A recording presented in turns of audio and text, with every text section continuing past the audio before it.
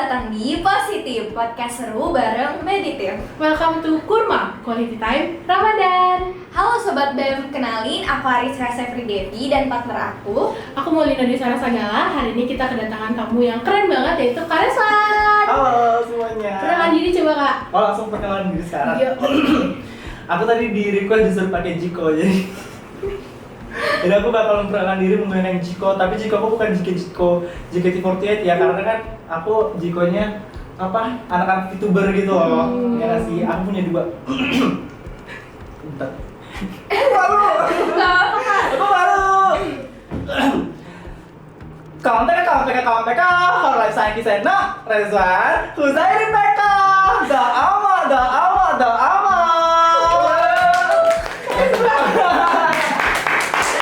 Lagi satu lagi itu kan yang versi Jepang. Aku ada lagi, tapi ini punyanya Kobo Kaneru. Kan nanti harus siapa itu Kobo Kaneru. Kalau misalkan nggak tahu siapa Kobo Kaneru, oke? Oke. Tahu nggak? Lanjut. Oke. Mbak Kobo Kaneru at your service. Let me be your star to shine your day. Ada nya. Tapi aku belum memperkenalkan nama aku dengan baik dan benar dengan Jiko itu ya. Benar. Oke, ini yang serius ya. Oke guys, nama aku Muhammad Rezwan. Biasa dipanggil Rezwan. Aku dari angkatan 2019 dan saat ini sedang ada di pendidikan profesi dokter Unmul. Apalagi? Keren banget. Langsung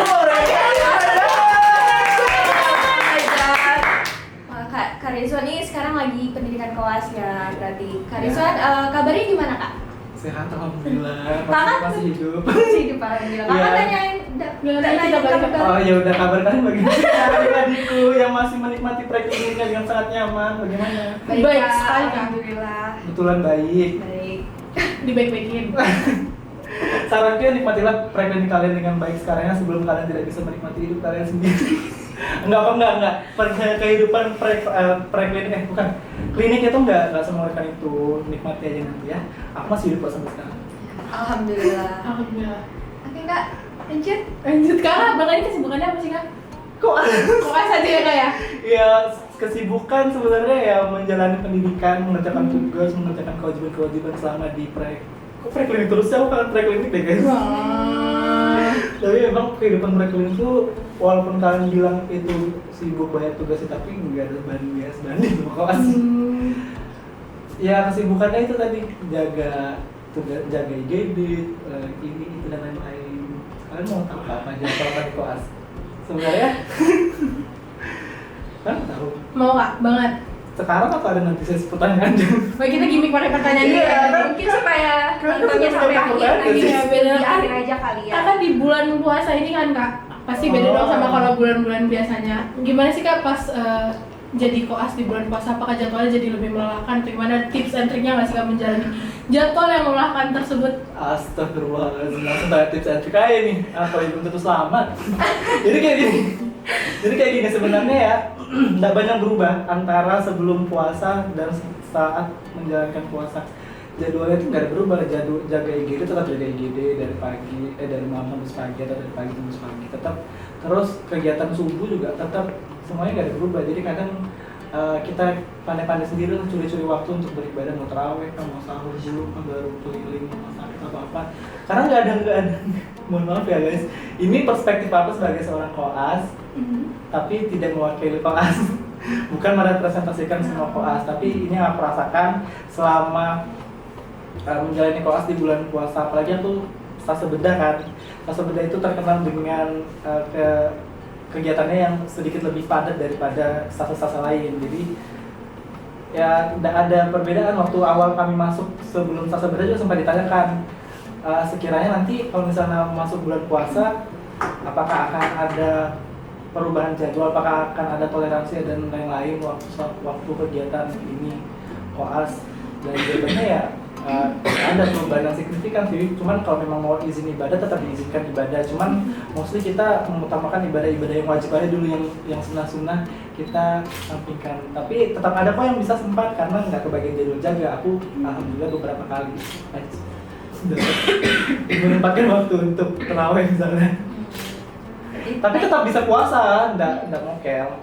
Enggak dong. Ada sih yang mokel, tapi aku enggak guys. Belum. Jangan disebut di sini. Oh iya. Oke, kita lanjut aja. Oke Kak, jadi banyak banget nih dari teman-teman kalau koas tuh nggak ada liburnya nggak sih? Betul nggak sih Kak? Libur. Oh. Apalagi kan mau dekat Idul Fitri nih. Ada nggak liburnya Kak? Jadi libur ini sebenarnya tergantung stasiunnya. Ada kan kalau misalnya di koas, teman-teman mungkin sudah pernah dengar ada yang namanya stase mayor, ada yang namanya stase minor. Kalau stase minor itu biasanya terdiri dari 2 sampai 3 minggu atau ada yang 4 minggu. Kalau stase mayor itu ada yang 10 minggu. 10 minggu. Tapi sekarang kalau dulu ada 12 minggu tapi sekarang ya relatif 10 minggu aja sih. 4 besar tuh stase mayor, ada stase anak, stase objin, stase bedah sama penyakit dalam itu 10 minggu semua. Dan itu masuk yang besar-besar dan ada tugas jaga. Kita ada tugas jaga malam, jaga ruangan, jaga IGD. Nah, biasanya kalau libur yang stase minor itu libur. Kalau stase minor itu libur masih tetap libur karena mereka nggak ada kewajiban untuk jaga IGD atau jaga ruangan. Cuman kalau misalnya stase besar, kita tetap masuk untuk di tugas jaga kita tetap jaga IGD tetap ini. Tapi kalau misalnya kegiatan-kegiatan lain, misal contoh ya, aku kan stase bedah ya. Paling kalau libur itu kita tetap koas, cuman berkurang aja kegiatannya daripada kegiatan sehari-hari di hari kerja biasa. Misal kalau di hari kerja kita ada operasi elektif. Operasi elektif itu operasi yang sudah terjadwalkan, misal operasi untuk operasi tulang belakang atau apa untuk rekonstruksi dan lain-lain. Kalau di hari libur itu nggak ada karena IBS-nya instalasi bedah sentralnya itu libur, orang-orangnya pada libur, jadi nggak ada operasi elektif. Tapi operasi cito tetap ada. Operasi cito tuh di OKIGD, ada ruang operasi sendiri khusus di atas IGD itu untuk operasi-operasi yang masuk emergency. Itu tetap ada, jadi kita tetap standby. Sama kalau jaga, ya jaga lah, sesuai jam jaganya.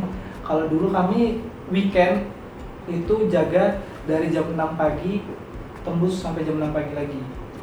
Itu kalau weekend. Kalau sekarang udah diubah karena kami nggak sanggup, nggak bisa begini. Ini harus berubah.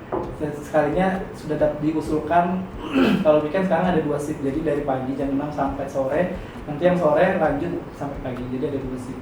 Karena kalau misalnya hari biasa tuh kita dari sore sampai pagi jadinya. Kalau misalnya weekend itu tadi awalnya 24 jam, tapi nggak lagi sekarang. Berterima kasih kepada dokter. Ya nggak boleh lah sebut merek ya. Boleh sih Kak. Oh iya, kalau ada boleh. yang nonton. Terima kasih nggak apa-apa sih Kak kayaknya. Oke Kak. Jangan, aku takut banget. Terima kasih kepada Dr. Boyke. Dr. Boyke adalah kepala SMF bedah. Jadi kemarin tuh kami dapat kesempatan untuk audiensi dengan Dr. Boyke membahas tentang gimana sih jaga ini, efektifnya itu bagaimana. Terus ya dapat masukan dari teman-teman sampaikan ke Dr. Boyke, jadinya inilah perubahan yang didapat. Keren banget. Berarti nanti kalau ada libur ya Kak, yang dalam waktu dekat ini? Belum lagi ya, tergantung divisi lagi. Jadi dalam stase besar itu ada namanya divisi. Divisi misal stase penyakit dalam itu ada divisi paru, divisi jantung, divisi ginjal hipertensi, divisi endokrin. Nah gitu. Kalau di bedah ada divisi ortopedi, urologi, bedah plastik, bedah toraks. Itu tergantung kesibukannya masing-masing sih, karena kan selama di stase bedah kita juga ngikutin residen, sama konsulen. Jadi biasanya memang kayak aku bilang tadi berkurang jadwalnya, nggak ada operasi elektif, tapi kegiatan rutin kayak kita sweeping atau apa tetap berjalan. Tergantung divisi juga sih, kembali lagi tergantung dapat residennya baik atau enggak. Itu bagian-bagian dalamnya aja ya, nanti aja dikorek-korek itu. Kita bahas di belakang layar. Kalau kalian mau tahu isi belakang layar, kalian harus ikut meditif, oke? Ikut meditif guys. Itu kan promosi meditif di sini. Berarti kalau misalnya nanti ada libur, kira-kira bakal kemana? Kalau misalnya dapat libur ya? Kalau dapat libur ya, Apa yang akan kalian lakukan? berhasil udah. Kita biasanya teman-teman karena libur pun kadang biasanya dapat libur itu nggak lama, jadi kita nggak ada kepikiran buat pulang kampung ya.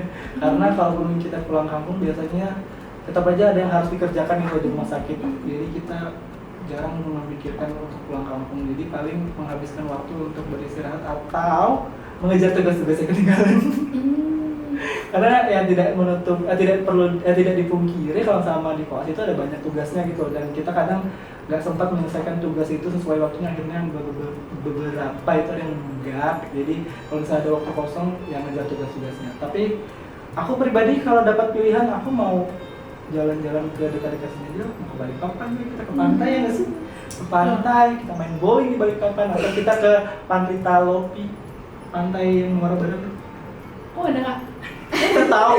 Oh kalian berdua bukan orang Samarinda ya, bukan orang sini ya? Bukan kak. Oh benar. Udah tahun 6 bulan kemarin. Oh iya, ada baru, ada kecil.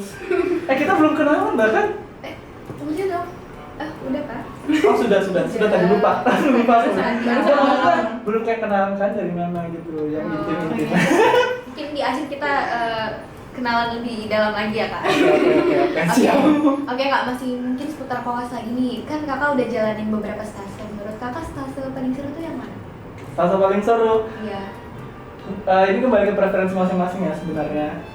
Kalau aku pribadi aku suka di stase psikiatri. Psikiatri itu seru karena kita teman-teman mungkin belum lewat ini ya, blok psikiatri ya. Belum ya? Blok 17 ya? Belum kak. Belum ya. Nah, kalau misalnya kita selalu belajar di blok psikiatri itu kan kita banyak membahas tentang kelainan-kelainan pola pikir, arus pikir orang-orang tentang bagaimana sih kalau orang yang arus pikirnya itu tidak normal itu seperti apa, dia jalan pikirnya, cara dia berbicara itu seperti apa. Kita selama kita belajar kita tuh tidak pernah membayangkan bagaimana cara mereka berinteraksi. Kita tidak pernah berinteraksi langsung dengan mereka, tapi selama di stase psikiatri itu tuh kelihatan semua tuh bagaimana orang yang ngomongnya harus pikirnya tangensial, bagaimana yang ini, yang itu dan lain-lain. Kayak seru aja kelihatannya, walaupun kadang ada beberapa kejadian-kejadian yang inappropriate ya istilahnya dengan orang-orang, dengan teman-teman yang membutuhkan perhatian khusus, tapi selama menjalani stase itu aku merasa menyenangkan. Tapi di sela kesibukan kakak yang kayak kakak bilang tadi kak, masih sempet ngabuburit nggak sih kadang kak? Kalau ngabuburit ngapain sih kak? Kalau ngabuburit ya,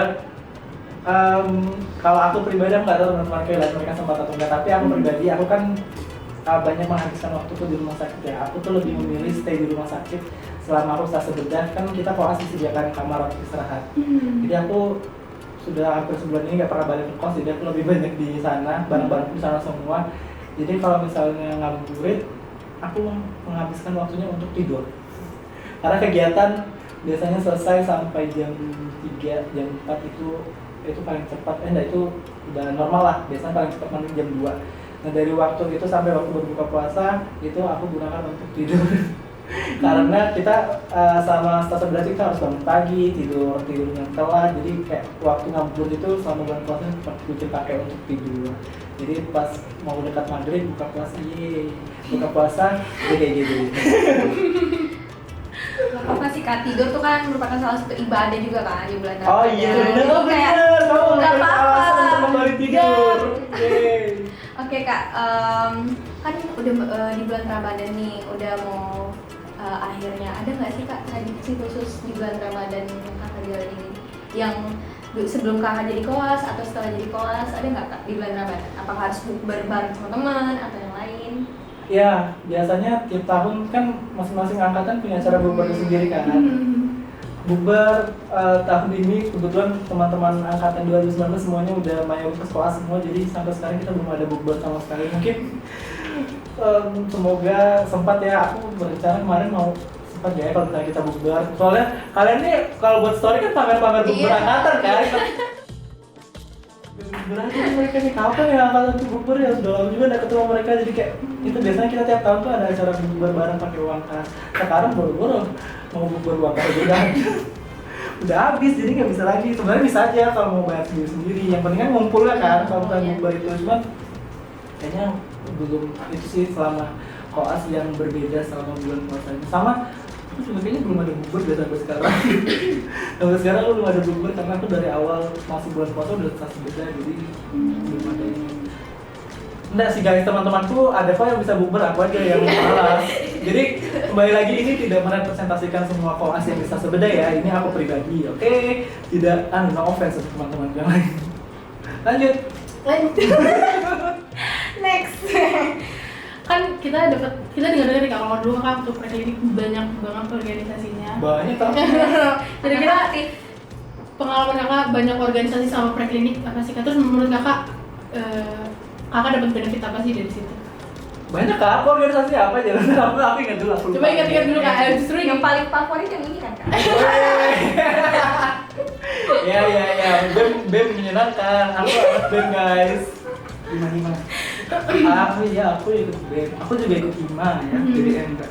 TBM kan. Dia apa lu? Aku ikut BEM, TBM, HIMA, PTBMKI. Udah gue ya, terbanyak 4 aja. Tapi HIMA aku sebentar aja HIMA. Jarang juga sih. HIMA kan waktu zaman aku belum terlalu aktif ya. Kalau baru pertama kali dibentuk baru lahir tuh masih merah, masih belum digunting dia punya umbilikus. Jadi belum banyak kegiatannya, cuma kayak persiapan gitu aja pas zaman aku. Jadi sekarang HIMA udah banyak kegiatan. Jadi waktu itu walaupun aku ikut HIMA kita nggak terlalu banyak ini. Nggak terlalu banyak kegiatan. Paling yang banyak kegiatan tuh ya TBM, BEM, terus sama PTBMKI tadi udah disebut kayak. Sudah ya, PTBMKI.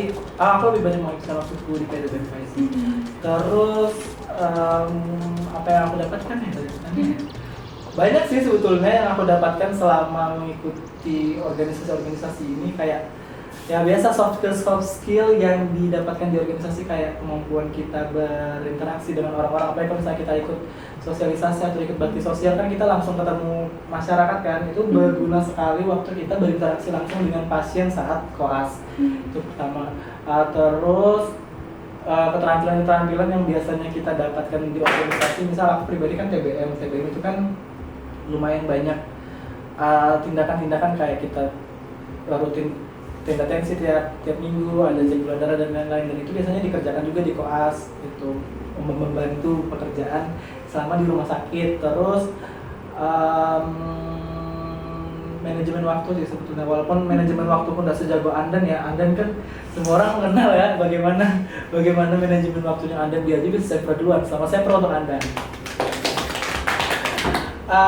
Tapi bisa lah kayak kita belajar bekerja di bawah tekanan, karena selama di koas itu banyak beberapa hal kita tuh benar-benar harus mengerjakan tugas itu kayak di bawah tekanan banget dan harus selesai dalam waktu cepat. Kayak aku kemarin ada harus maju tugas, dikasih tahu maju tugas hari ini untuk malam ini. Jadi aku tuh belum ada kerjakan PowerPoint sama sekali. Aku baru kerjakan sorenya pas selesai kegiatan koas untuk maju malam ini.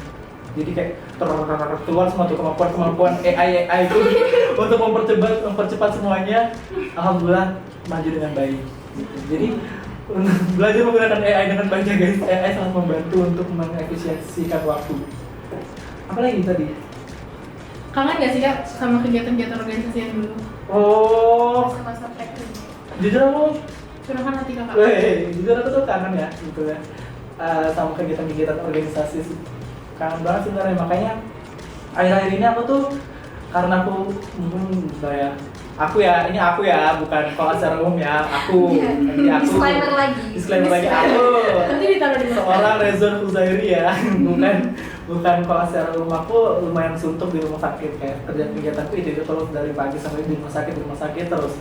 Jadi kadang aku ya hiburanku cuma main Instagram, kadang aku suka liatin story organisasi. Aku liatin itu semua, HIMA, aku liatin BEM, aku liatin TBM, mereka lagi ada kegiatan ini mereka lagi bukber kayak kok tiap hari bukber kok tiap hari ini acara ini Asipa bukber, ini BEM bukber, ini kok bukber terus ya. Kayaknya aku kayak gini dulu ya, aku dulu kayak gini ya, capeknya ya, tapi seru, dapat serunya gitu walaupun capek.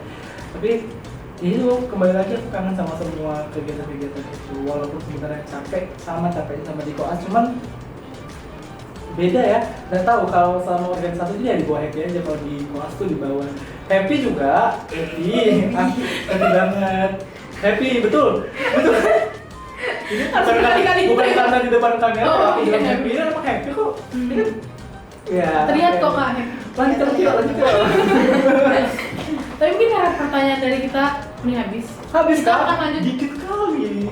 Ini dari kita berdua orang nih kak. Ini dari kita berdua udah habis, dari teman-teman manajer udah habis. Tapi kita banyak pertanyaan lagi dari sobat-sobat BEM yang lain. Banyak yang kirim pertanyaan, jadi mungkin kita lanjut ke sesi ML.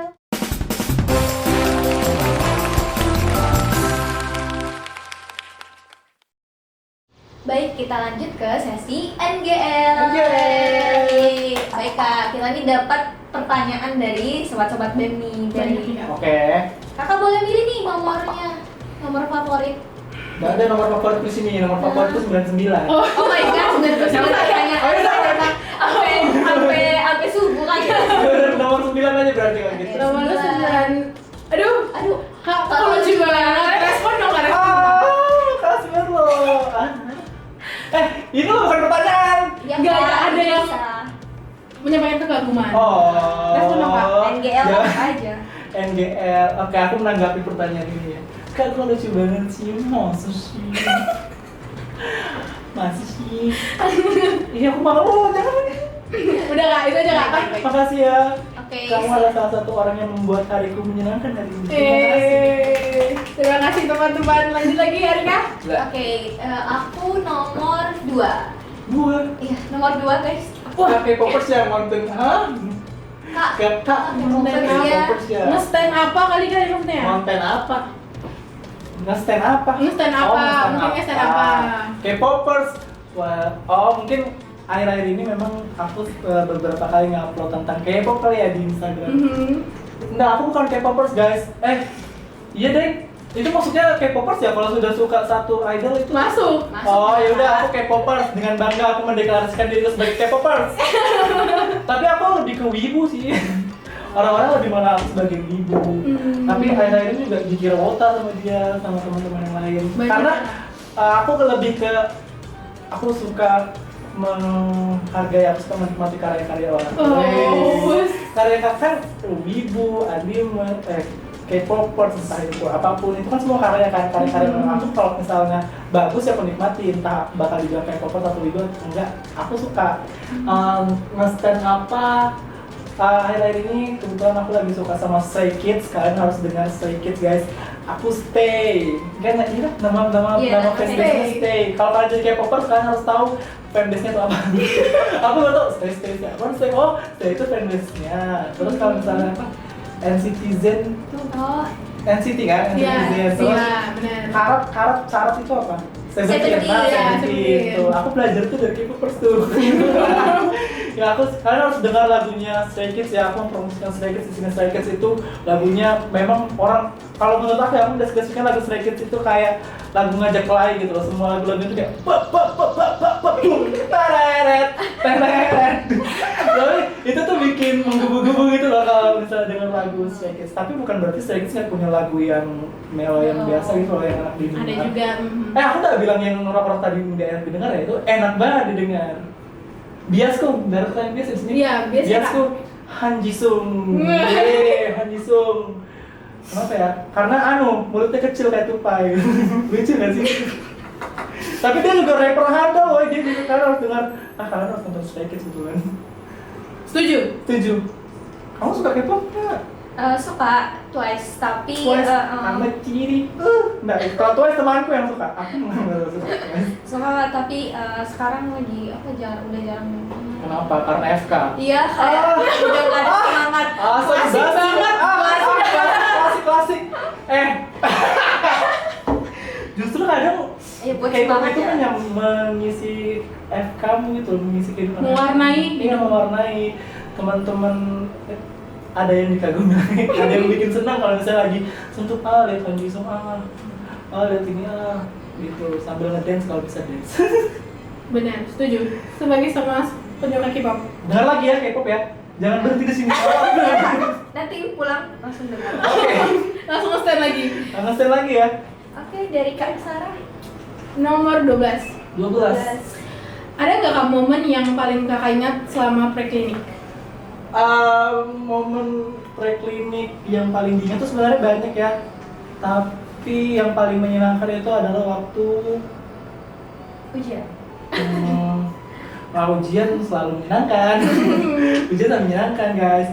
Ini pengerjaan skripsi prosesnya. Itu kan nanti teman-teman nanti semua bakal melewati proses ini ya, dinikmati saja. Pokoknya skripsi itu banyak up and down-nya, jadi kayak banyak sekali cerita-cerita seru, cerita-cerita menarik, kayak bukan cuma skripsiku aja, tapi skripsi teman-temanku. Karena kan kita saling membantu kan mengerjakan skripsi, apalagi kalau misalnya kita pakai data-data primer yang harus ngumpulin datanya sendiri, bukan yang sudah ada kita direkap-rekap. Enggak, itu lebih seru.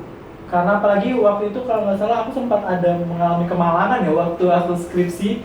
Jadi aku kecelakaan waktu lagi proses pengerjaan skripsi. Jadi aku waktu itu sambil ngerjain skripsi sambil penuh perban muka aku. Jadi pakai masker, pakai topi, ayo skripsi, kumpulin sampel gitu.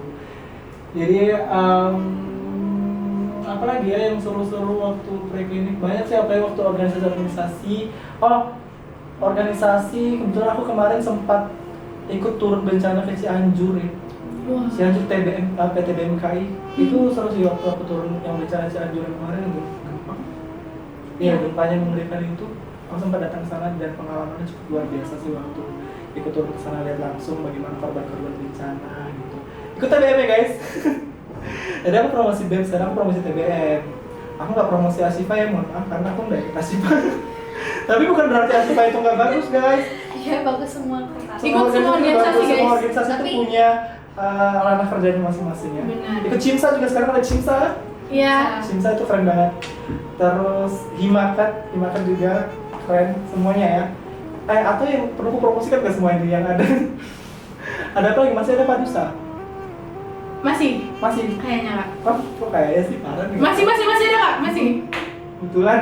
Iya betul, masih ada Kak. Setahu saya sih Kak. Ikut Padus guys, Padus Iya. itu menyenangkan. Aku SMA anak Padus biar nggak ikut Oh iya, upacara. sama banget. Nah itu lebih ke karena aku nggak bawa topi. Kalau anak Padus nggak apa-apa nggak bawa topi di sekolah aku. Oh, pas upacara ya Iya, Kak? kalau Iya, nggak bawa bener-bener. topi aku nggak bawa dasi. Apa itu Padus aja?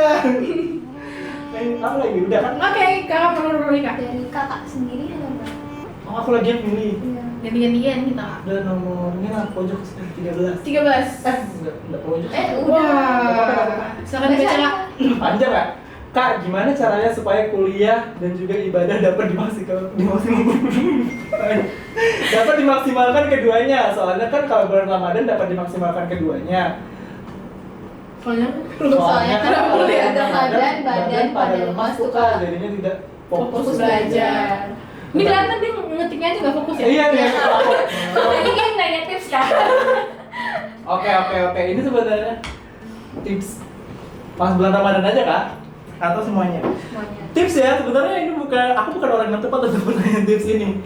Justru kadang aku mohon maaf ya, tidak untuk ditiru guys, tapi aku kadang juga masih lalai dalam ibadah. Kalau untuk menyeimbangkan keduanya itu tuh kembali ke time management kita lagi sama prioritas kita itu apa sih. Kayak kadang pernah nggak sih dengar istilah dunia aja nih po, dunia aja nih, jadi ya kadang udah sempat kalau lagi ngerjain ini izin lah, nggak apa-apa, izin sholat. Biasanya kalau dokter-dokter atau konsulen-konsulen itu kalau misalnya kita izin untuk sholat juga tetap diizinin kok, tetap bisa.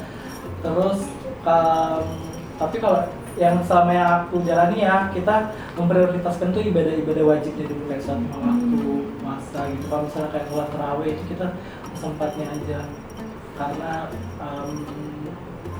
nggak tahu ya ini benar atau enggak. Sekali lagi aku bilang aku bukan orang yang tepat guys untuk pertanyaan ini pertanyaan untuk orang-orang pintar, untuk anak Asifa. Sabil harusnya yang tanya ini kemarin. Lebih banyak lagi pertanyaan tentang ini Kak. Oh astaga, memang betul ini pertanyaan nyasar. Gak apa-apa guys, terima kasih atas pertanyaannya. Itu tergantung prioritas ya Kak ya. Iya. Kembali lagi. Tapi Oke. akhirnya nomor 1 guys. Dunia aja nih Pak. Kalau kita di kelas sekarang nih ujian kada-kada. ujian kada-kada. Kalau nggak boleh ujian ya udah nggak usah, ujian nanti aja. Betul. Setuju. Apa lagi ya? Sekarang dari aku ya. Oke. Nomor 4. 4. Hal lucu waktu preklinik ada nggak Kak? Nah tadi momen yang berkesan kan? Ada nggak momen yang lucu Kak? Aduh.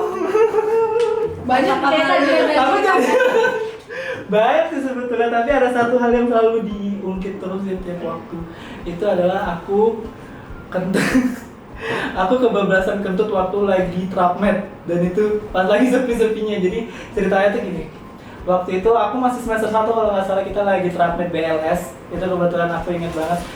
Dokter Iskon ininya apa sih namanya? Pembimbingnya, ya pembimbing instrukturnya tuh dokter Rizkon. Jadi waktu itu aku nggak tahu posisinya tuh lagi ngapain, tapi lagi hening. Di posisinya dokter Rizwan tuh di sini, dokter Rizwan di sini ada manekin, RJP kami tuh semua duduk sini. Kita di ruang praktek yang panjang itu loh yang Oh, hening tapi rame kak? Iya kan, dua kelompok kan. Oh. Nggak tahu ini lagi bahas apa, tapi waktu itu lagi pas hening-heningnya aku tuh sudah merasa aku pengen kentut. Jadi aku berdiri, aku jalan, aku ke paling pojok nih, dokter Rizwan jauh di sini, aku di sini. Tiba-tiba pas aku kentut hening kan, dokter Rizwan langsung lihat, semua orang langsung lihat. Jadi kayak untungnya dokter Rizwan tuh cuma ketawa-ketawa aja, jadi dokter Rizwan yang baik love you. Jadi Tapi kayak, semua tahu itu nggak kak? ya semua tahu lah, kedengar semua tahu aku di ujung kayak kentut, tapi aku apa ya, tahan kentut tuh emang susah guys, tapi aku sarankan jangan ditahan, kentut itu harus dilepaskan. Karena selama aku sasa berdiri banyak orang datang dengan keluhan tidak bisa kentut dan itu sakit banget, nggak bisa kentut, nggak bisa berak, itu menyiksa guys. Makanya harus dioperasi. Bahasanya kayak gitu kan. Jadi tipsnya jangan ditahan. Ya, jangan ditahan guys, tidak apa-apa bau. Tapi permisi ya kentut, izin, bismillah. Top. Gitu. Apa lagi ya? Ada lagi nggak ya lucu-lucu? Udah nanti simpan untuk kalian lagi ya. Nah, aku tuh kadang nggak inget guys, karena bukan aku yang mengalami. Aku yang mengalami, tapi orang lain yang ingat. Ngerti nggak sih? Orang lain yang selalu ingat. Iya, orang lain yang ingat karena mereka menyaksikan langsung bagaimana kejadiannya. Aku kan yang merasakan udah inget gimana sih apa yang terjadi gitu. Tapi banyak, kalian juga pasti banyak. Apa lagi? Lanjut. Next. Nomor 18. Bagaimana cara mengatasi stres dan tekanan di lingkungan koas? Serius banget nih pertanyaannya. Aduh nih, pertanyaanmu tuh bikin aku stres tuh. Nah. Makasih ya pertanyaannya. Kalau mengatasi stres dan tekanan itu sebenarnya kan masing-masing orang beda ya. Ada yang namanya coping mechanism. Jadi mekanisme coping orang-orang tuh beda-beda. Ada yang tadi kayak aku bilang mendengarkan atau nge-stand sama K-pop itu adalah salah satu cara dia untuk mengatasi burningnya dia atau stresnya dia.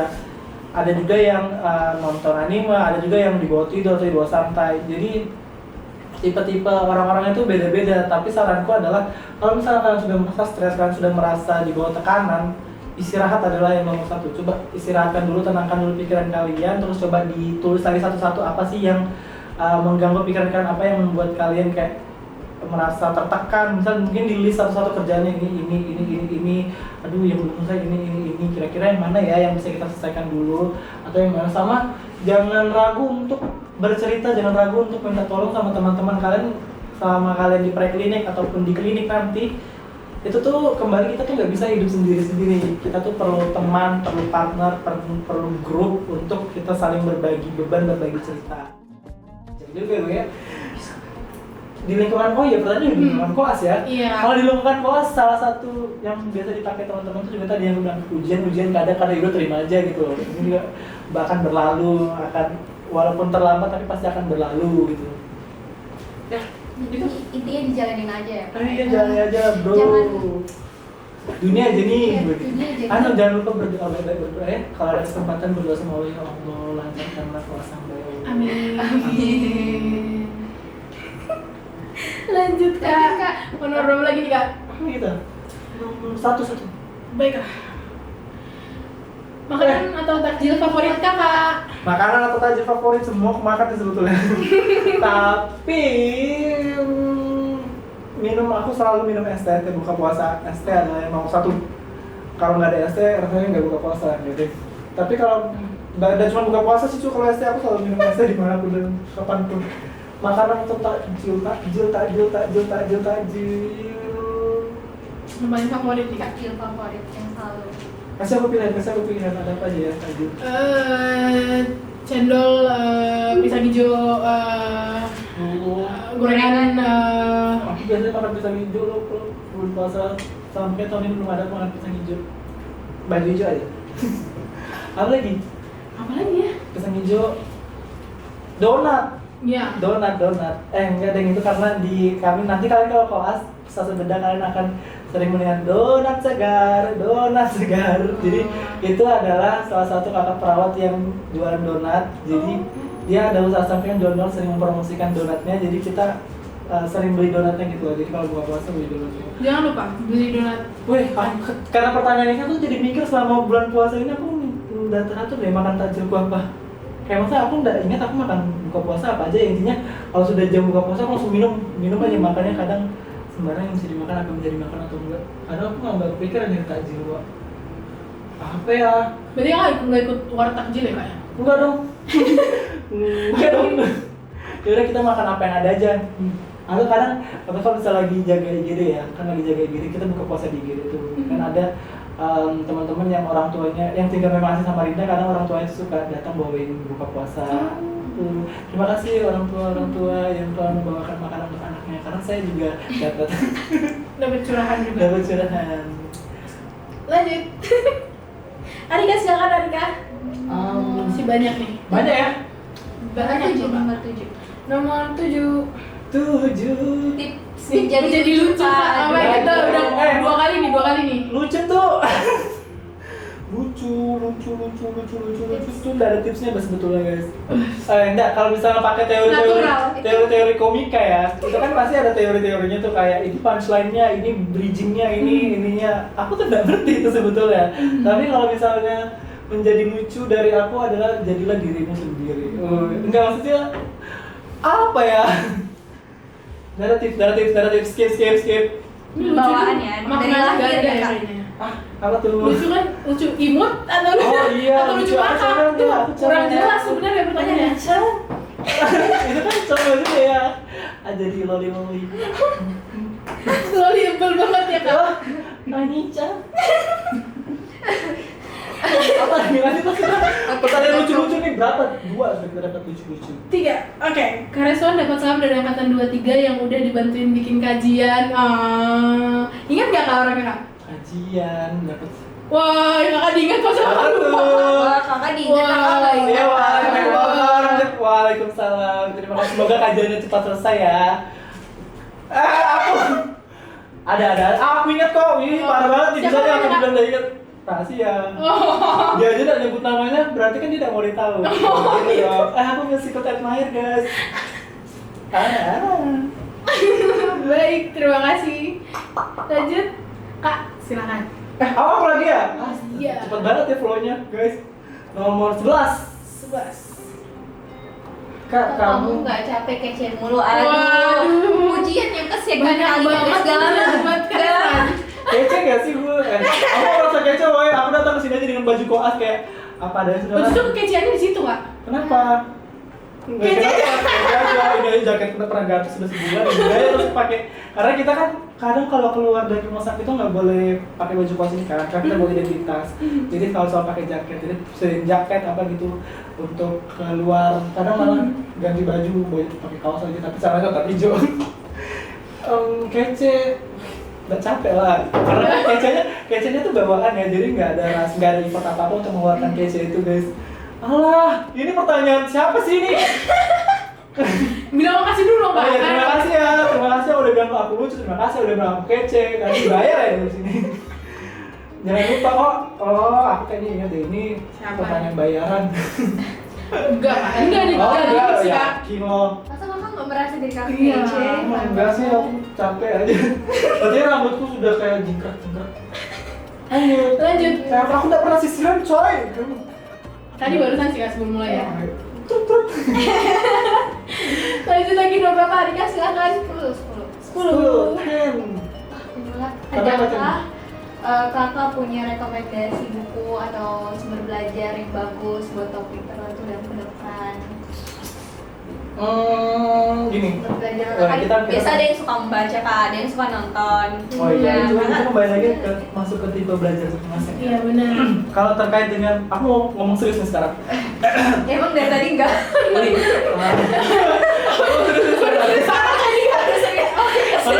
Sebenarnya dimulai. sebelum aku sini kan aku sempat maju tugas dulu nih sama salah satu dokter konsulen, terus dapat banyak wejangan dari dokternya terkait dengan sumber belajar ini.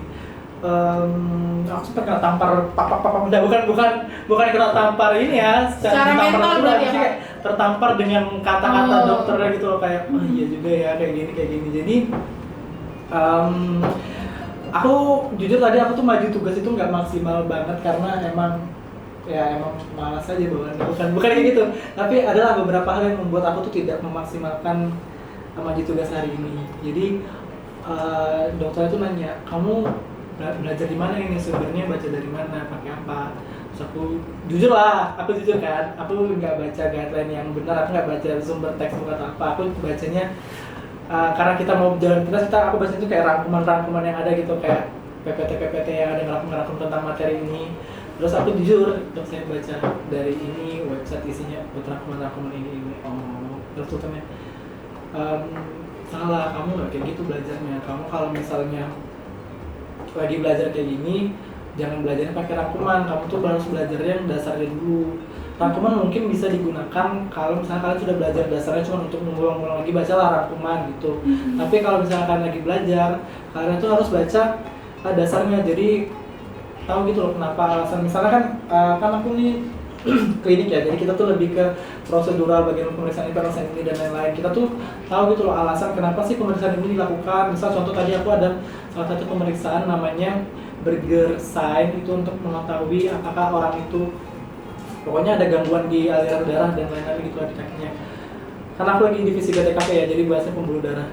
Terus ditanya tadi kenapa kakinya diangkat untuk apa, untuk lihat apa, terus kakinya diturunin lagi untuk lihat apa. Nah itu tuh aku nggak bisa jawab, aku jawab aja tapi kurang tepat gitu loh. Bukan itu maksudnya, karena apa, karena aku nggak tahu dasarnya apa. Jadi itu memang ada tuh di rangkuman rangkuman itu pembahasannya kayak gini untuk mengetahui ini, tapi itu nggak dijelaskan untuk mengetahui apa sih itu sebenarnya, karena nggak ada dasarnya gitu.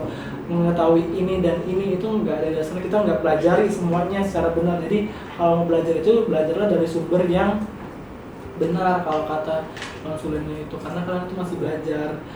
Mungkin dia juga menjelaskan begini, saya paham kalian itu nggak punya waktu gitu, kalian harus mengimbangi waktu kalian belajar ini sama kewajiban kalian sama di koas, tapi ya kalian harus berkorban gitu loh. Kalau misalnya perlu nggak bisa tidur, ya nggak usah tidur. Dia sampai bilang kayak gitu, kalau misalnya nggak bisa tidur ya misalnya nggak usah tidur. Kalau misalnya kalian masih merasa bodoh, ya udah nggak usah tidur gitu. Soalnya banyak dan orang-orang di luar sana yang merasa hidupnya itu enteng-enteng aja, karena sebenarnya dia tuh nggak tahu apa yang dia nggak tahu. Ngerti nggak? Dia tuh nggak tahu apa yang dia nggak tahu, sehingga dia juga nggak tahu kalau sebenarnya itu tuh merugikan orang. Misalnya, apalagi kalau kita tentang praktisi atau klinisi ya, kita tuh asal kalau ada apa-apa langsung rujuk aja, itu kan merepotkan orang. Padahal sebenarnya kalau misalnya kita tahu, kita nggak perlu urus, kita bisa tanganin sendiri gitu. Jadi banyak orang yang merasa hidupnya itu enteng karena dia tuh nggak tahu apa yang dia nggak tahu. Dan orang-orang yang tahu apa yang dia nggak tahu, dia tuh belajar terus sampai dia tahu apa yang dia nggak tahu, sampai dia tahu semuanya. Tapi semakin dia belajar tuh dia semakin merasa dia nggak tahu. Ngerti nggak sih? Semakin kau belajar tuh semakin kayak semakin kita belajar, semakin kita tahu kita tuh banyak benar kayak gitu. Jadi ya belajarlah dari sumber-sumber yang ini. Terus kalau misalnya rekomendasi sumber ini klinik atau preklinik? Mungkin preklinik sih kayaknya Kak. Sama aja sih sebetulnya. Pertanyaan bodoh. Intinya tuh awal ya itu textbook ya, kita tuh selalu pakai textbook apapun. Kalau rekomendasi salah satu bidang fisiologi, aku merekomendasikan Sherwood. Teman-teman mungkin yang sudah baca Sherwood dan membandingkan dengan buku-buku lain, terlihat ya perbedaannya. Buku Sherwood itu bagaimana cara dia menjelaskan itu cukup mudah untuk dipahami, dan konsep-konsepnya itu cukup bahasanya gampang lah. Jadi terus gambar-gambar ilustrasi yang ada di situ juga cukup sederhana, cukup menarik untuk kita sebagai orang awam yang misalnya memang baru belajar kedokteran itu untuk mempelajari tentang kedokteran gitu. Jadi Sherwood itu salah satu rekomendasiku, tapi bukan berarti kalian nggak perlu baca yang lain. Kadang yang lain-lain itu juga detail, cuma bahasanya susah kayak Guyton atau apa lagi sebetulnya? Ada 3 deh kalau nggak salah buku fisiologi yang sering aku baca. Sherwood, Ganong ya? Kan baca Ganong nggak? Belum baca sih Kak. Dulu Sherwood, Guyton, Ganong tuh. Nah Sherwood adalah salah satunya. Kalau anatomi, aku suka Prometheus sama, karena aku punya Prometheus sih guys, bukan ini ya. tapi aku suka Prometheus itu karena dia selain ada atlasnya, dia itu ada penjelasannya juga, kayak kenapa kepentingan klinisnya, kenapa sih ini, kenapa itu. Dia juga ada penjelasan singkat tentang embriologinya, bagaimana organ ini bisa terbentuk gitu. Itu Prometheus bagus. Tapi woi, ini mahal bro. Harganya mahal guys. Bisa lah pinjam aja, aku punya. Kalau kalian mau pinjam, aku kan juga jarang pakai. Tapi aku pakai kok. Sama paling sama beda ya. Karena kalau belajar anatomi dipahami betul-betul, karena pada saat kalian masuk di koas terutama bedah itu sangat berguna sangat. Aku aja kembali belajar lagi, kembali belajar anatomi terus gitu selama di bedah. Karena memang sepenting itu belajar anatomi. Terus tergantung sama kemampuan kalian lagi ya, bukan kemampuan. Apa sih tadi yang audio? Tipe belajar itu kan kadang kalau misalnya baca terus kan nggak masuk juga susah ya. Jadi kalau kalian tipe auditorik, cobalah untuk mencari video-video. Kalau video, aku menyarankan Ninja Nerd Science itu bagus, sama Osmosis juga bagus. Tapi Osmosis itu kadang dia terlalu singkat, jadi cuma bentar-bentar aja. Kita cuma dapat yang superficial dari Osmosis. Tapi kalau mau yang detailnya, nontonlah Ninja Nerd sama yang lain-lain lagi. Dokter Najib, kalian pernah nggak Dokter Najib yang orang India itu? Sudah pernah ya? Dokter Najib tuh bagus lah kalau menjelaskan guys. Coba nanti kalian cari di YouTube. Dia lebih mudah. Dia mudah aku tangkap cara dia bicara karena lucu. Dia pakai aksen India kalau bicara. Lucu gitu. Aku suka cara dia dan jelas kan. Kalau aksen orang India itu kan jelas kan dia ngomong apa. Karena kalau Ninja Nerd itu aku kurang jelas, jadi karena aku ulang lagi ini apa sih maksudnya, oh gini. Tapi dia bagus gambar. Tapi Dokter Najib tuh jelas banget intonasi, dan dia konsep dia ngajarin itu bagus. Dia menurut konsep dokter India, Dokter Najib. Apa lagi? Sekarang kan TikTok itu juga banyak kayak sih sama materi-materi kedokteran singkat-singkat. Walaupun sebenarnya itu bukan untuk yang dijadikan referensi kayak aku bilang tadi ya, itu untuk kalian mereview atau mengingat-ingat lagi atau bisa baca itu. Kalian baca nonton itu atau itu, tapi nanti coba untuk baca versi aslinya gitu loh. Misalnya guideline aslinya. Terutama kalau misalnya kalian bahas tentang penyakit-penyakit itu kan masing-masing ada guideline-nya. Misalnya DM, diabetes mellitus ada tuh panduan diabetes mellitus dari Perki. Kalau misalnya ACS, yang jantung koroner itu ada panduannya sendiri gitu. Entah panduan yang dari asosiasi yang ada di Indonesia sendiri atau yang internasional, itu baca itu karena itu lebih ada dasarnya gitu loh. Kalaupun mau baca jurnal-jurnal, nanti kalian bakal diajar. Kalau selama kalian skripsi, kalian akan belajar bagaimana memilih jurnal yang bisa digunakan atau enggak. Kita lihat dari reputasi jurnalnya, atau kita lihat dari ini juga sih. Aku baru belajar pas koas, diajarin sama Dr. Sarif tentang bagaimana kritisi jurnal. Atau sebenarnya sudah pernah diajarin, aku aja yang lupa gitu, terus diajarin lagi sih. Jadi menarik. Ada yang namanya PICO, atau ada yang namanya ini metode penelitiannya valid atau tidak valid. Itu adalah cara kalian untuk menentukan kira-kira jurnal itu bisa dipakai atau enggak sih, bagus nggak sih hasilnya, sesuai nggak sih.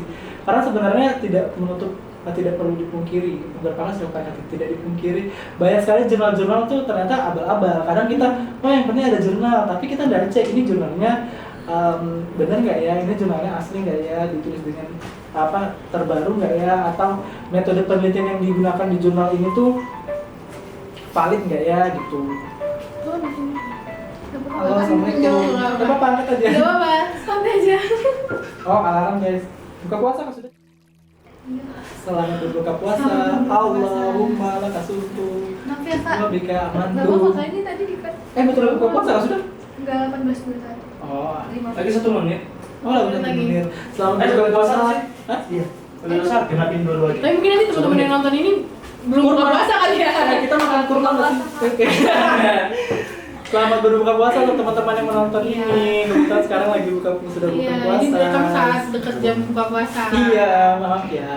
Kok maaf sih? Selamat ya, makan yang enak, berbuka dengan manis-manis. Nontonnya sambil buka puasa. Iya, sambil ngabuburit kan bagus ya Iya. nonton podcast yang ini. Walaupun isinya kadang. Terima kasih sudah menonton. Baik. Nah, baca di perlu dicatat ya kak, rekomendasi buku dan semua iya, itu disebutin dia sama tadi. kakaknya. Penting banget. Banyak banget Sherwood, Gaten. Ya, buat anatomi juga tadi. Oh iya benar. Dan sumber-sumber dari YouTube banyak banget. Terima kasih kak. Ini tadi terakhir siapa yang milih ya? Iya, saking ya? banyaknya kita Udah. udah lupa ya. Aku lanjut mungkin ya, 16. Menurut kakak Weh, bro, ini ada asli dulu Mas. Ya. Kamen Rider terbaik apa kak? Sebutkan alasannya. Aduh, Kamen Rider terbaik ya menurut aku sih kalau berdasarkan alur cerita. Kalian pasti nggak relate Susah ya, kayak Kalian benernya. nggak relate guys. Jadi ini tuh hanya perbicaraan antara aku dan orang yang bertanya. Terima kasih ya pertanyaannya. Jadi Kamen Rider terbaik ya. Tapi ini berdasarkan preferensi aku karena aku menonton sampai Zero One. Nah, kalian nyimak aja dulu ya. Jadi Kamen Rider itu kan gini. Kamen Rider itu sudah ada dari zaman dulu kan, dari di atas tahun 2000 itu tuh ada era-eranya, era Showa, ada era Heisei, ada era Reiwa. Kalau di atas sebelum tahun 2000 itu namanya era Showa, dari 2000 sampai 2010 kalau nggak salah itu era Heisei. Udah lama banget ya? Iya, terus 2000 itu Heisei itu ada phase 2, phase 1, phase 2, phase 2. Terus nanti masuk Reiwa yang baru-baru terakhir itu Kamen Rider Zero One. Aku nonton, gede aku nonton sampai Kamen Rider Saber. Menurut aku yang paling bagus itu adalah Kamen Rider Build. Kalau dari ininya ya, kalau dari alur cerita itu Kamen Rider Build yang paling bagus. Karena? Alur ceritanya karena seru aja gitu loh. Dia tentang penghancuran dunia. Karena harus nonton Kamen Rider guys. Kamen Rider itu menyenangkan. Kadang aku tuh lagi aktif-aktifnya nonton Kamen Rider itu waktu aku semester 5, 6 atau gitu. Jadi kayak nggak cuma Kamen Rider, aku nonton Super Sentai itu Power Ranger.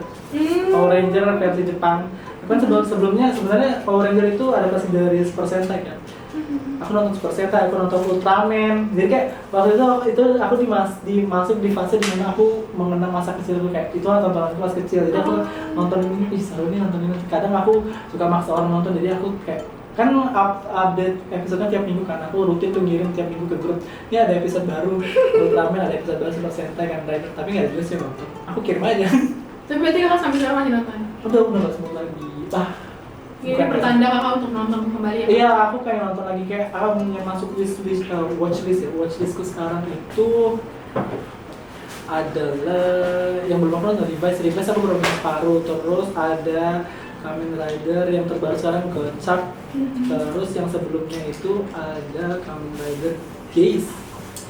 Kan pasti dari relate sih, aku tahu kan dari relate dengan pertanyaan ini. Ini kakak yang Kamen Rider aja? Tapi kan harus, ya Kamen Rider aja ya, ya kakak.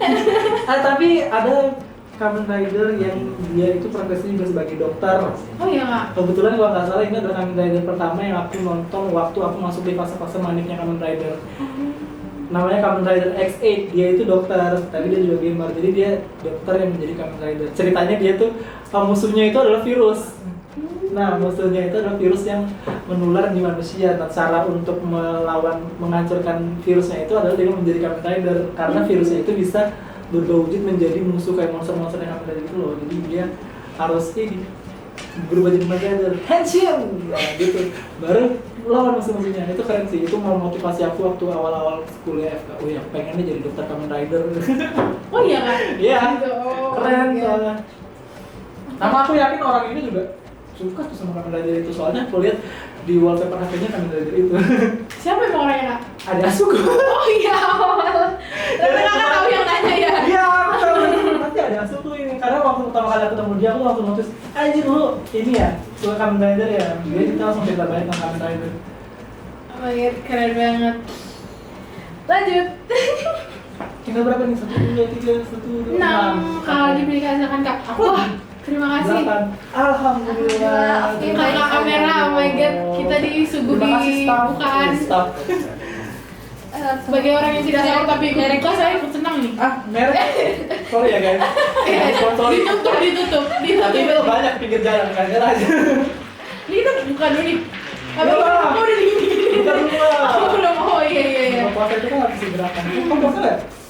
Alhamdulillah. Alhamdulillah. ST lagi bagus banget. Oh iya pas banget tadi baru bahas ST. Oh my god. Oh my god, ternyata Iya. kita tahu kesukaannya karena tahu Oh. Ya kita udah cenayangin dari semalam sih kak, takjil favorit kakak, jadi kita udah langsung siapin. Kita dengar nggak ya? Wah ya Mario. Teman-teman yang mungkin sekarang masih sedang puasa, nonton dulu aja ya. Udah SMA dengar ya?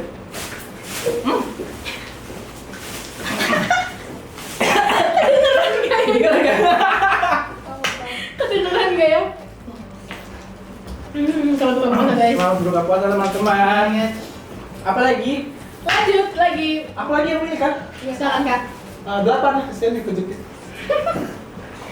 Oh. Mas apa jalur apa kak? Aku bingung ya kan sekarang beda aja nama jalur-jalurnya. Nanti kalian mungkin bisa bantu aku jalurnya apa sekarang. Tapi aku sebutkan jalurku waktu itu. Zamanku itu ada jalur SNMPTN, ada SBMPTN, sama Mandiri.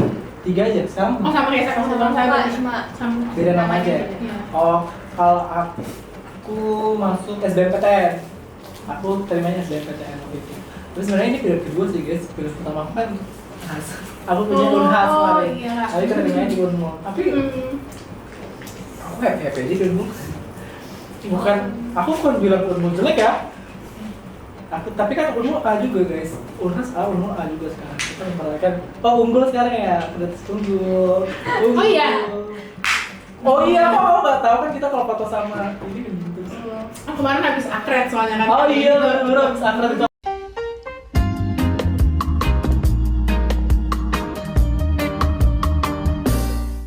Oke, aku masuk jalur SBMPTN sekarang namanya SNBT. SNBT. Kalau yang jalur rapat tuh SNBT. mirip aja. Prestasi. SNBT. Yo, selamat ya guys. Semangat ya yang mau masuk FK. Sekarang di zaman ini juga ada SNBT kan lagi pendaftaran. Iya iya. Iya yang tahun Bener. sekarang. Tapi yang udah ke jalur Undangan udah. iya undangan udah.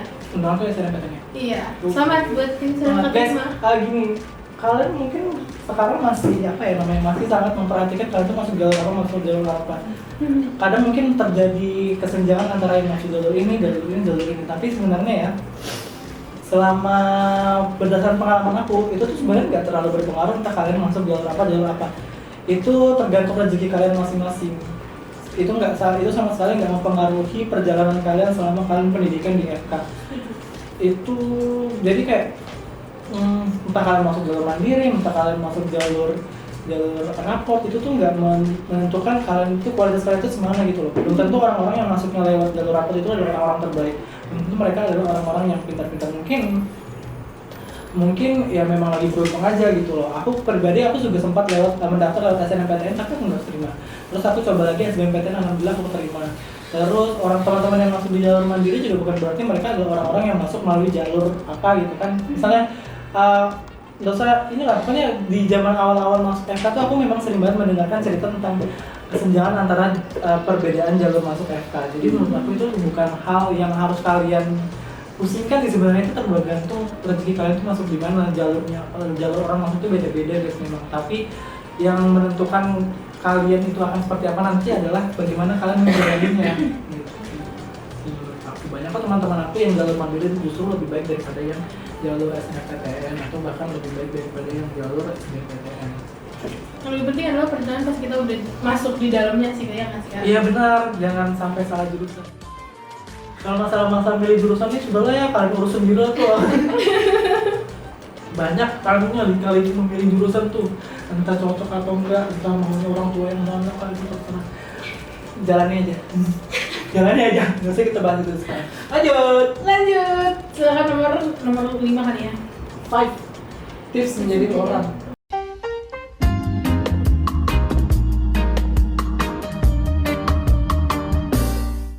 Disclaimer ini maksudnya terkece berarti ya kayak. Iya, maksudnya terkece ya, guys. Cuma Tapi kita tuh- ini intermezzo aja intermezzo. Iya. Tips menjadi orang terkece. Ini kayaknya satu orang yang sama dia yang bertanya. Oh, mungkin emang banyak vibes-nya kan kita. Basi kan. Sih aku jarang di kampus, aku di mereka aja di rumah sakit. Berarti natural ya, nggak ada tips-tipsnya. Natural. Nggak tahu ya guys. Mungkin ada tipsnya. Percaya diri aja.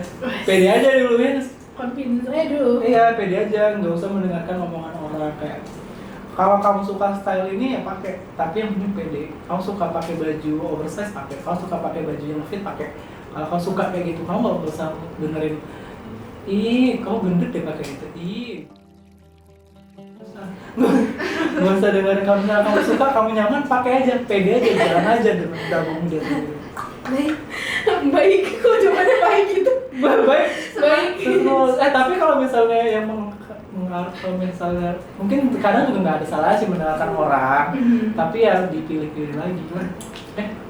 Oke kak. Setuju. Setuju banget. Lanjut lagi, Arika siapa Arika? Nomor 6 deh. Lanjutin soalnya nih ya. Untuk skor UTBK minimal masuk MK Unmul berapa? Skor UTBK, ini Skor kakak kali ya? skorku mana? Ini sudah skorku. Gini ya, antara skor itu sebetulnya kan tiap kloter apa sih namanya? Iya tiap kloter ya, tiap gelombang, nah betul. Tiap gelombang itu kan sebenarnya beda-beda ya standarnya. Jadi kalian tuh nggak bisa menjadikan, bukan nggak bisa, tapi bukan menjadi satu-satunya faktor yang menentukan bahwa ini tuh kalian tuh bakal lolos di sini. Kalian tuh bakal apa namanya, passing grade ya.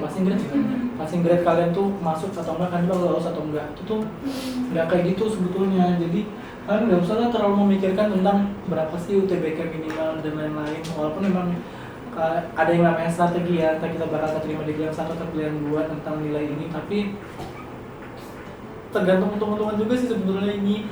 Kadang waktu di gelombang sebelumnya segini tuh masih terima, tapi ternyata di gelombang ini udah gak terima lagi. Tergantung berapa banyak orang yang daftar di situ, tergantung juga sama standar yang ditetapkan sama center pendidikannya masing-masing. Jadi dulu, tapi aku nggak menyalahkan kalian yang menanyakan ini ya. Maksudku dulu waktu aku di fase kalian juga aku menanyakan ini kayak berapa ya UTBK untuk bisa keterima di sini, berapa ya. Dulu aku juga kayak nanya kok, tapi sekarang misalnya nanya-nanya ini yang penting kita tahu dulu mau daftar di mana, mau apa, coba ikhtiar. Kalau misalnya kalian sudah, misalnya aku mau masuk Unmul, aku coba jalur SNMPTN, apa itu namanya? SNBP, aku nggak diterima, tapi aku masih mau masuk Unmul, aku coba lagi nih jalur SBMPTN, SNBT, coba lagi gagal, masuk lagi mandiri, kalau misalnya uang, masuk lagi mandiri kan, terserah kalian itu mau masuk di mana ya. Terus boleh menggunakan skor UTBK minimal itu sebagai salah satu faktor kalian menentukan kalian mau daftar di mana, tapi bukan menjadi satu-satunya. Ada banyak faktor lain yang menentukan ini ya. Yang terlalu berpatok, kalau misalnya kalian beruntung rezekinya kalian masuk ke Unmul dengan UTBK yang pas-pasan, bagaimana? Alhamdulillah, aku kemarin kayaknya udah pas-pasan deh, 600 ya. Berapa sekarang? Nggak tahu juga kan, nggak ada yang ingat. Aku aja nggak ingat. Beban tiap mata pelajaran beda-beda juga, Nah itu, beban nilainya. apalagi sekarang masih itu kan, masih TPS itu kan. Kayaknya beda yang tahun waktu. Tuh beda-beda tiap tahun tuh man, nggak usah nanya-nanya, pasti beda lagi ininya.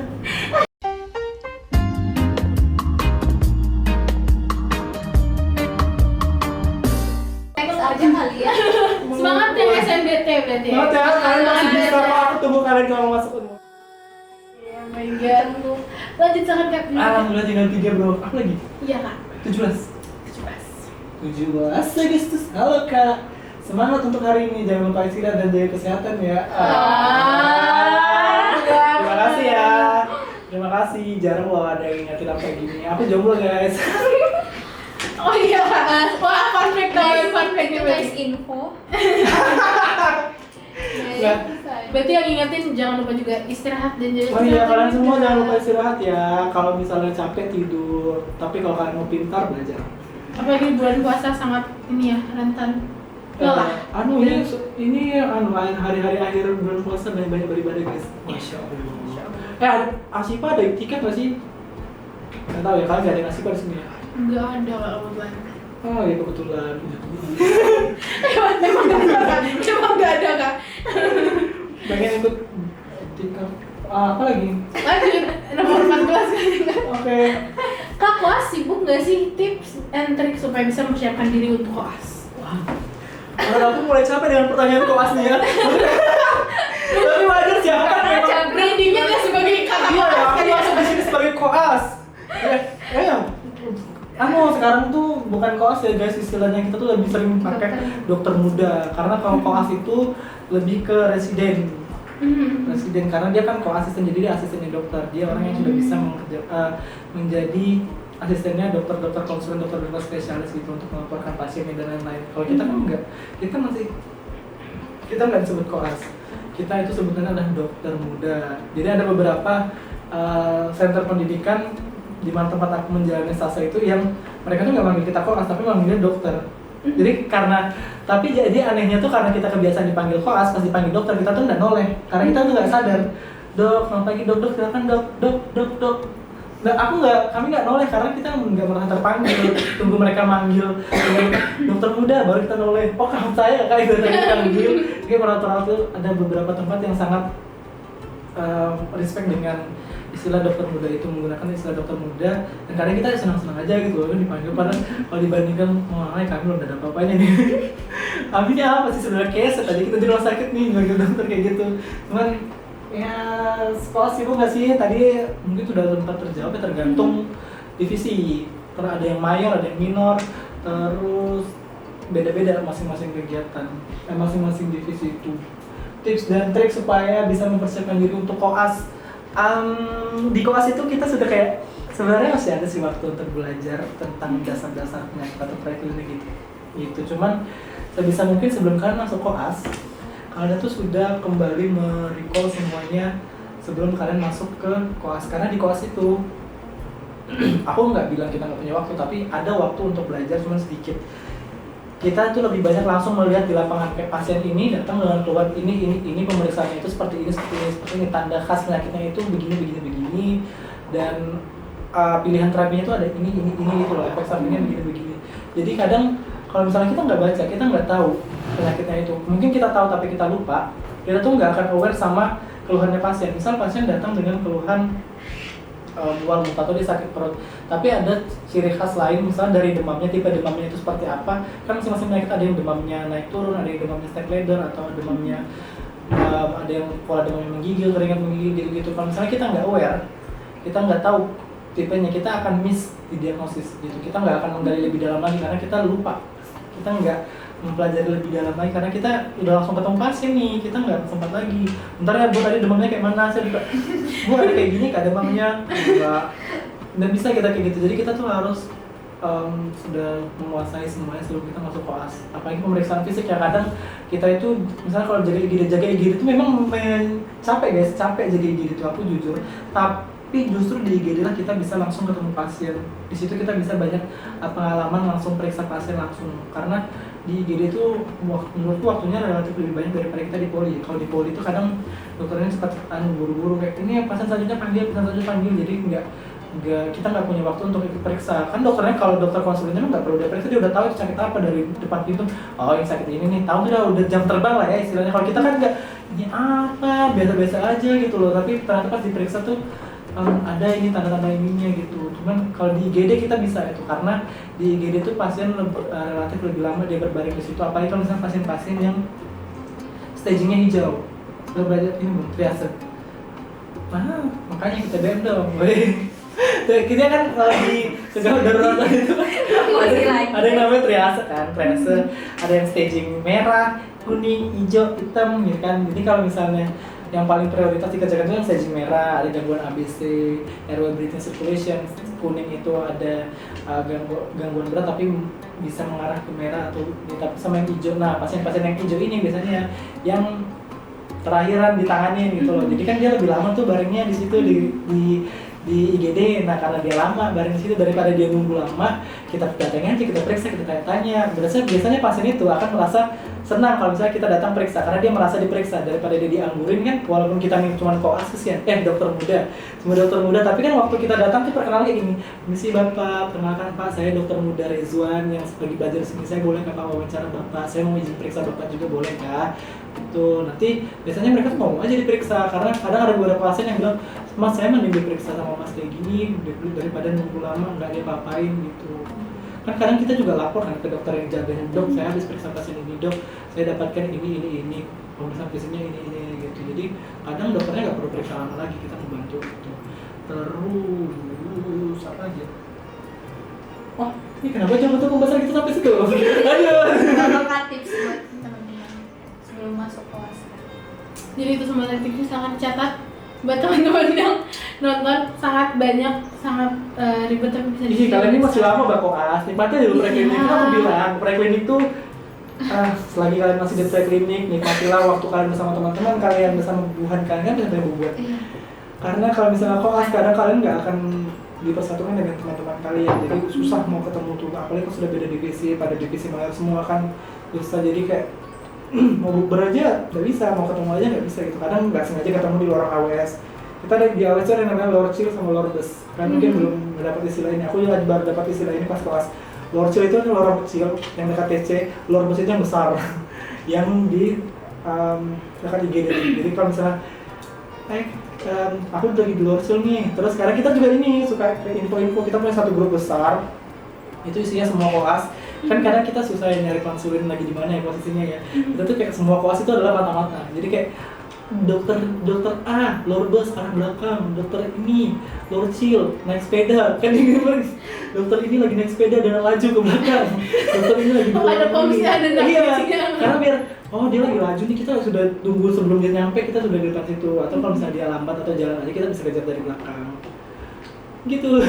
Kalau kelas tuh menyenangkan. Jadi kadang kita juga berinteraksi di grup itu, ya aku lihat dokter ini, dia lagi sebelah ini sekarang, udah mau pergi nih, cepat. Kadang kita nggak ada waktu buat, bukan nggak ada waktu, kadang dokter itu nggak sempat untuk mengabarkan dia lagi di mana. Jadi kita menggunakan cara itu. Jadi semua koas hijau-hijau di rumah sakit adalah mata-mata kita semua.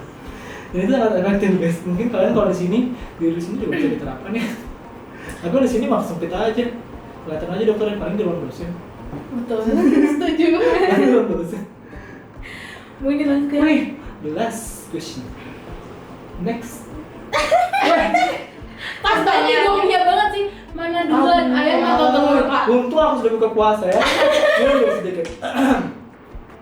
Persiapan untuk menjawab pertanyaan terakhir ini ya. Kenapa nih pertanyaan gini? Ini paling di luar kotak ya, di out of the box. Di Iya. luar konteks kita dari tadi, dan di samping lucu-lucu dan kece-kece. Itu enggak di luar konteks kok. Terima kasih teman-teman. Halo, yang mana duluan ayam atau telur? Jadi begini.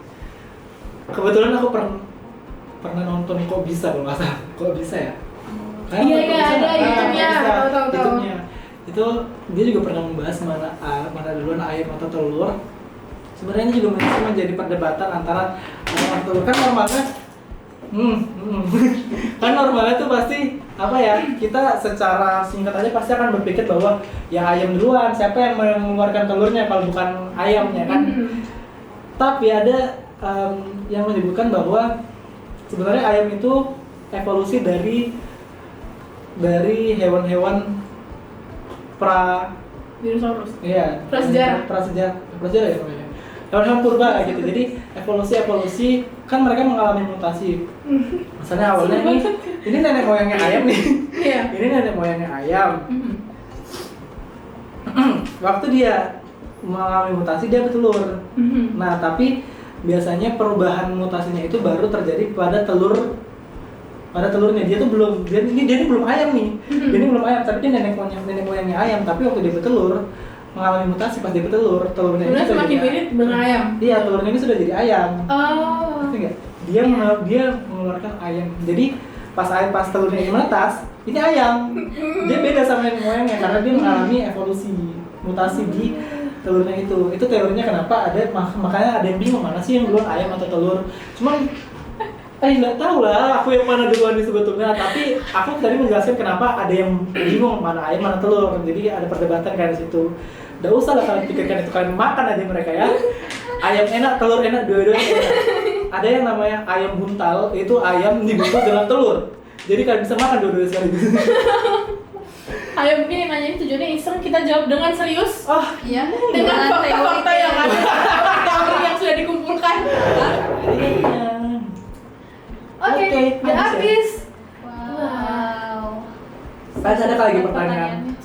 Ada sih ya, pertanyaan penutup. Wih, aku lagi pikir, aku bicara loh tadi. Ya bosan ditanya sama Iya, orang. Kamu udah capek apa? Oke. Mungkin sebagai penutup Kak, udah mau akhir Ramadan juga, 3 kata nih. 3? Iya, 3 kata. Kalau makanan manis. Nggak menggambar. 3 3 kata yang menggambarkan Ramadan tahun ini. Menurut Oh. kakak nih. 3 kata ya Ramadan tahun ini. Semangat, capek, luar biasa. Wah, 4 dong. Oh iya ya, luar biasa 2 biasa. Luar biasanya nggak ada spasi. Jadi Mantap. bisa tuh. Oh, Mantap. bisa. Ya. Ada capek di tengahnya tapi kita teori sandwich ya. Oh ya, ditutup dengan yang baik ya. jadi Iya. yang baik. Bener. Tengahnya capeknya, baru akhirnya. Ini pertanyaan terakhir banget nih kak. Allah masih ada lagi. Ini justru kita siapkan minum karena kita tahu kita mau nanya banyak kak. Bentar, ada tisu. Ada. Maaf ya. Udah jadi kece dan lucu deh gue. Boleh tanya nih kak, gimana? Kakak kan udah diundang di podcast 2 kali ya kak? Oh iya lagi. Sebelumnya Iya, yang pertama kali 2 tahun lalu ya kak ya? Gimana 2023. 2023 dong kak? Ya, awal. 2002. 2023 awal. Oh iya, 2023 awal. Jadi kembali lagi ini juga awal 2024. Anniversary. Wah. Yeay. Apa Gimana perasaan kakak di podcast terutama kali ini ya? Gimana perasaan Iya, kakak? jadi aku merasa jadi kayak tamu rutin kalian tiap tahun di sini.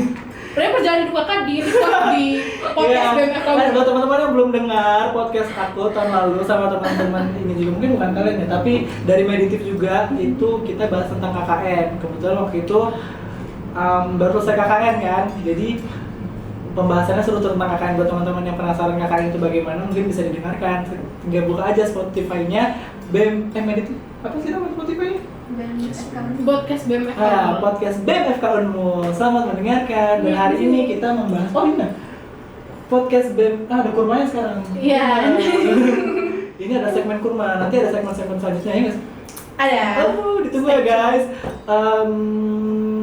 Kemarin bahas KKN, sekarang bahas koas. Jadi tadi dia bilang perjalanan hidupku di Amerika di sini ya. Nanti jangan lupa undang aku lagi. Udah capek gak jawab pertanyaan kak? Enggak sih, masih bisa. Berapa? Kasih aku lagi. Kebetulan udah habis sih kak. Udah juga. Pas banget sih kak. Udah sholat maghrib guys. Udah buka puasa mungkin. Saya seru banget ya ngobrol sama Kak Rizwan. Asik ya. Kami mengucapin terima kasih Kak karena udah mau datang untuk yang kedua kalinya. Ya, sama-sama ya, terima kasih sudah memberikan kesempatan aku lagi untuk ribut di sini.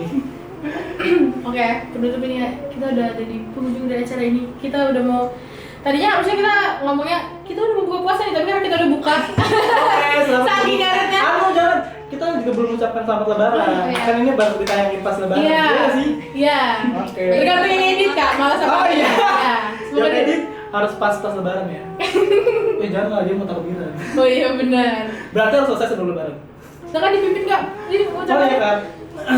Kami segenap Meditif BMFK Unmul mengucapkan Selamat Hari Raya Idul Fitri. Mohon maaf lahir dan batin. Udah ada briefingnya sama sekali. Makanya nggak serempak. Tiba-tiba aja. Dimaafkan. Akhirnya kita udah ada di ujung banget dari acara ini. Berhubung ini episode terakhir dari Kurma, segmen Kurma di tahun ini. Maka sampai jumpa lagi di. Ada ini. Saya harus ucapkan. Ada ininya nggak? Ada apa? Kayak kurma. Oh nanti di akhir. Oke. Aku tunggu itu. Jadi saya Melina, saya Arika dan Kak Reswan. Nah, ada Ucapkan Reswan di sini. sampai jumpa lagi di episode. Sampai jumpa lagi ya. Sampai jumpa lagi di segmen selanjutnya dari Podcast. Positif Podcast BEM. Salah. Podcast seru bareng Meditif. Mungkin kita dulu ya. Lupa. Sampai jumpa di Positif Podcast seru bareng Meditif. Oke. Aku yang mungkin ya. Oke. Baik teman-teman, makasih udah nonton. Sampai jumpa di Positif Podcast seru bareng Meditif. Bye bye. Bye bye.